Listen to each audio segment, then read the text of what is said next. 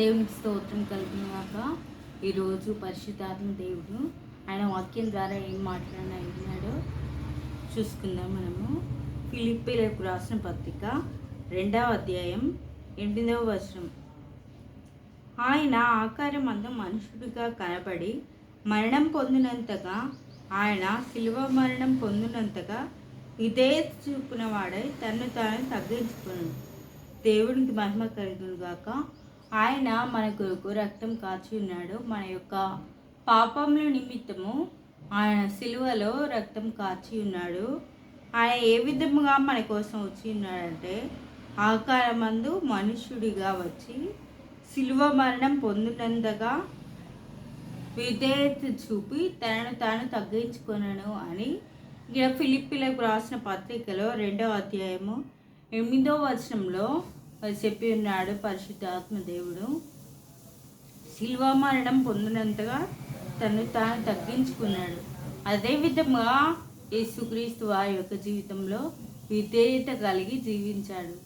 తన జీవితంలో ఉపవాస ప్రార్థన చేశాడు, అనేక అద్భుత కార్యములు చేశాడు. తండ్రికి ఇష్టమైన రీతిగా తన యొక్క జీవితంను కొనసాగించాడు. మనకు మాదిరిగా అనేక విషయాలను చూపిస్తున్నాడు. అదేవిధంగా ఇక్కడ విధేయత, ఈరోజు దేవుడు మనతో మాట్లాడుతున్న మాట విధేయత, మనకు నేర్పిస్తున్న మాట విధేయత. మరి ఈ విధేయత అనేది మన జీవితంలో ఏ విధంగా వస్తుంది, మనం ఏ విధంగా కలిగి ఉండాలి అని చూసుకున్నట్టయితే యోబుకు రాసిన గ్రంథంలో, యోబు గ్రంథంలో ఉంటుంది కదా ఒక వచనము. యోబు గ్రంథము 36వ అధ్యాయము 14వ వచనం. శ్రమపడి వారికి కలిగిన శ్రమ వలన ఆయన వారిని విడిపించుడు, బాధ వలన వారిని విధేయులుగా చేయులు. దేవునికి మహిమ కలిగినాక యోబు గ్రంథంలో బాధ వలన విధేయత వారికి నేర్పించును, బాధ వలన వారికి విధేయులుగా చేయును అని ఉంది. మనకు వస్తున్న శ్రమలు బాధలు వలన, మనకు వస్తున్న బాధల వలన మనము కృంగిపోవద్దు. కానీ పరిశుద్ధాత్మ దేవుడు ఇక్కడ మనతో మాట్లాడుతున్నాడు కదా, ఆ యొక్క శ్రమ వలన బాధ వలన మిమ్మల్ని విధేయులుగా చేస్తాను, కానీ మీరు ఎంత మాత్రమో తొట్టిల్లకూడదు, బాధపడకూడదు, కృంగిపోకూడదు అని పరిశుద్ధాత్మ దేవుడు మనతో మాట్లాడుతున్నాడు. విధేయత వలన మనకు మంచి, కానీ మనము కృంగిపోయిన స్థితిలో ఏమాత్రము పడిపోవద్దు. బాధ వలన మనకు విధేయత నేర్పిస్తున్నాడు ఇక్కడ పరిశుద్ధాత్మ దేవుడు. విధేయత కలిగి ఉండి దేవుడు శిలువ మరణాన్ని పొంది మన కోసం తన ఆఖరి రక్త బొట్టు వరకు మన కోసం చిందించున్నాడు. ఆయన జీవితంలో చూసుకున్నట్టయితే ఒకటి విధేయత కలిగి ఉన్నాడు కాబట్టి ఆ యొక్క శిలువ మరణాన్ని పొంది ఉన్నాడు. అదేవిధంగా తండ్రి యొక్క మాటను విన్నాడు. మరి వినట వలన ఆయన మరి మరణాన్ని జయించి తిరిగి లేచాడు, మన కోసం తిరిగి రానయ్యున్నాడు దేవుడు. శిలువ మరణం అనే ఆ కార్యక్రమం జరగడానికి ఆయన జీవితంలో విధేయత కలిగి ఉన్నాడు.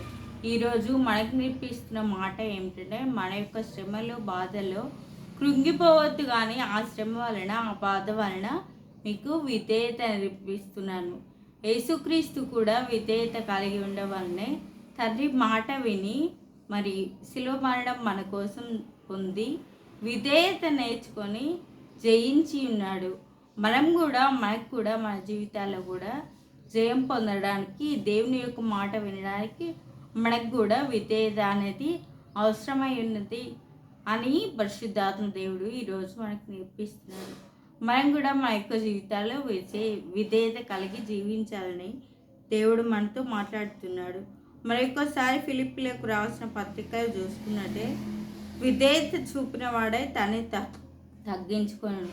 యేసుక్రీస్తు వారి జీవితంలో విధేయత కలిగి ఉన్నాడు, తనను తాను తగ్గించుకున్నాడు. ఈ విధేయత అనేది క్రీస్తు జీవితంలో ఉండడం వలన మరి జయం పొందుకున్నాడు, జయం ఇచ్చాడు తండ్రికి. మన జీవితాలలో కూడా విధేయత కలిగి ఉంటే మనం ఎంత మాత్రమో శ్రమలో కుంగిపోవద్దు, కానీ తండ్రి మాటను, తండ్రి చిత్తాన్ని నెరవేర్చిన వారమై ఉందామని పరిశుద్ధాత్మ దేవుడు మనతో మాట్లాడి ఉన్నందుకు దేవునికే మహిమ కలుగును.